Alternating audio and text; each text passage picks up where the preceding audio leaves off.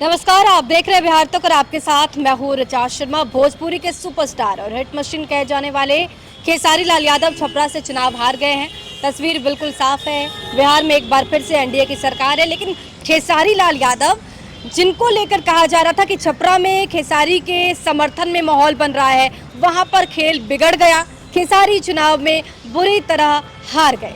अब कई सारे फैक्टर सामने आ रहे हैं, जिक्र हो रहा है, चर्चा हो रही है कि आखिर खेसारी हारे क्यों। इसमें एक सबसे बड़ा फैक्टर नजर आता है, जिस तरीके से खेसारी लाल यादव बयानबाजी करते थे, कहीं ना कहीं बयानों से घिर गए खेसारी लाल यादव। इस पर ही चर्चा करेंगे। हमारे साथ गौरव है। गौरव, जिस तरीके से खेसारी की खूब चर्चाएं हुई कि खेसारी जीत जाएंगे, खेसारी लाल यादव के समर्थन में हजारों सैकड़ों लोगों का हुजूम हमें देखने को मिलता था, माना ये जा रहा था कि चुनाव जीत जाएंगे। अचानक से रिजल्ट सामने आता है कि खेसारी हार गए, और ये ऐसा नहीं है कि एकदम झटके में समझ में आ रहा है। सुबह से ही आगे कभी पीछे, कभी आगे कभी पीछे, और लास्टली ये फाइंडिंग जो है वो यही है कि छोटी कुमारी जीतती हैं, खेसारी हार जाते हैं। सबसे बड़ा कारण क्या समझ आ रहा है? मुझे लगता है सबसे बड़ा कारण जो है वो जिस प्रकार से यहाँ पर खेसारी लाल यादव ने बयानबाजी की है, और बयानबाजी के अलावा अगर हम देखें तो एक अलग से जो नेता वाला एक प्रोफाइल होता है, नेता वाला प्रोफाइल से हटकर उनका जो है एक ऐसा प्रोफाइल हो गया था कि वो पलटवार कर रहे थे। वहां से भोजपुरी के तमाम कलाकार जो है कुछ ना कुछ कह रहे थे, चाहे वो रवि किशन हो, चाहे वो मनोज तिवारी हो, चाहे वो पवन सिंह हो, तमाम लोगों के बयानों पर वो पलटवार ऐसा कर रहे थे कि बिल्कुल थम नहीं रहे थे, एकदम से तुरंत ऑन द स्पॉट जवाब। तो मुझे लगता है कहीं ना कहीं एक तो ये कि मंदिर, और जिस प्रकार से मस्जिद की बात हुई, मंदिर की ऐसे बात की जिस प्रकार से उन्होंने कहा कि राम मंदिर जो अयोध्या में बना है उसकी जगह पर अगर उतना पैसा जो खर्चा हुआ है उसमें अगर स्कूल बन जाता, तो ये जो एक पॉइंट है, इस पॉइंट पर कहीं ना कहीं जो बाकी भोजपुरी सुपरस्टार्स हैं जो बीजेपी में जा चुके हैं, जैसे कि आप मनोज तिवारी को देख लीजिए या बात कर लीजिए दिनेश लाल यादव निरहुआ की, तो निरहुआ ने कहा कि जो मंदिर का नहीं हुआ यादव, वो यादव नहीं यदुमुल्ला है। तो यदुमुल्ला वाले शब्द को जैसे इन्होंने सुना, उसके बाद से इन्होंने भी बयानबाजी शुरू कर दी कि भैया मैंने गलत क्या कहा, मंदिर की जगह जो है हो जाना चाहिए था, स्कूल बन जाना चाहिए था, वहाँ खर्चा होना चाहिए था। अब आप देखिए उसी मंदिर की बात कर रहे थे वो, लेकिन रिजल्ट आने से ठीक पहले कहाँ गए? काशी विश्वनाथ गए, आप उसके बाद जो है विंध्याचल देवी गए, वहाँ आपने दर्शन किया। तो जनता ने कहीं ना कहीं एक चीज़, तो ये चीज़ अभी नोटिस की है, लेकिन वोट से पहले भी, मतलब वोटिंग से पहले भी कहीं ना कहीं एक ये फैक्टर ज़रूर था। जो बयानबाजी चल रही थी भोजपुरी इंडस्ट्री में, जो बौखलाहट थी, जिस प्रकार से तमाम एक्टर्स, तमाम स्टार्स जो है वो बयानबाजी दे रहे थे, मुझे लगता है एक प्रभाव तो ये भी। अच्छा गौरव, भोजपुरी के सारे सुपरस्टार उनके विरोध में उतर गए थे चुनाव के बीच, और सबसे लास्ट में उतरते हैं पवन सिंह। लेकिन पवन सिंह की जो पहली रैली होती है, आपने कवर किया था, वो रैली बक्सर में शाहपुर में हुई थी, आपको याद होगा।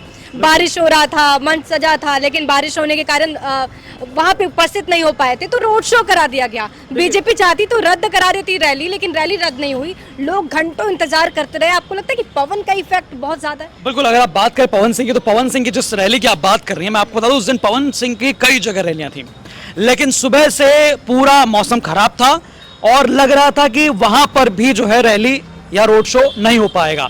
तो कहीं ना कहीं दोपहर 12 बजे का समय दिया गया था, लोग वहां पर 11 बजे से आए हुए थे, लेकिन पवन सिंह वहां पर बाय रोड आए शाम को 6 बजे।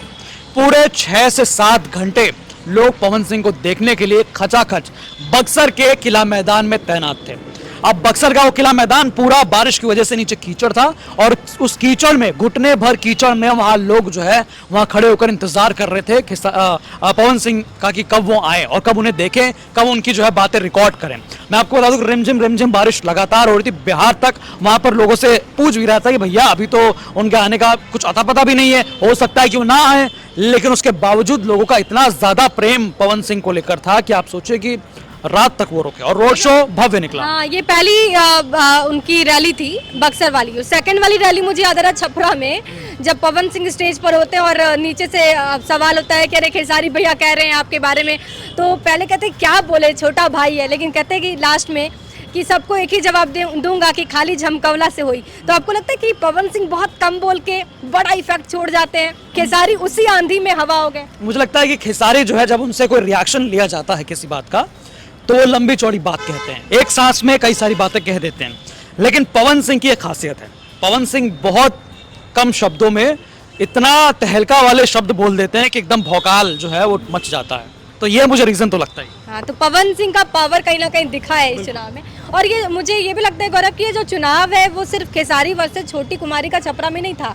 ये Khesari versus Ravi Kishan, Khesari versus Manoj Tiwari, Khesari versus Pawan Singh, Khesari versus Nirahua हो गया था। शायद यही वजह है कि खेसारी लाल यादव यहाँ से चुनाव हारे हों। हालांकि जनता जानती है बेहतर तरीके से कि आखिर खेसारी को भोजपुरी इंडस्ट्री के भी तमाम जो सिंगर्स थे ना, उनमें भी काफी ज्यादा जो है भूचाल था। मतलब जो सिंगर खेसारी लाल यादव के लिए जो है बकायदा यहाँ पर गाते हुए नजर आ रहा था, वही सिंगर जो है जनसुराज की किसी पार्टी में रितेश पांडे के साथ खड़ा नजर आ रहा था। वही सिंगर जो है उसके बाद जाकर ज्योति सिंह को जो है सपोर्ट कर रहा था। मतलब भैया जहाँ पैसा दिया जा रहा है वहाँ आप जाके अब पता प्रचार नहीं करते पैसा था या क्या था, लेकिन समझ में नहीं आ रहा था कि आपस में चल क्या रहा है ये। मतलब या तो आप यहाँ के हैं या तो आप वहाँ के हैं, लेकिन आप देख रहे हैं कि लगातार जो रैलियां है, कभी आप ज्योति सिंह के पास चले जा रहे हैं, कभी आप रितेश पांडे के पास चले जा रहे हैं। तो कहीं ना कहीं बाकी अगर आप एक्टर्स, सिंगर्स, इन सबका जो है आप स्टैंड देखें तो स्टैंड ऐसा है, लेकिन यहाँ जो बड़े चेहरे हैं, पवन भैया की बात भैया अलग है। अच्छा गौरव, बात ये भी है कि खेसारी जो है डायरेक्टली चुनाव में थे।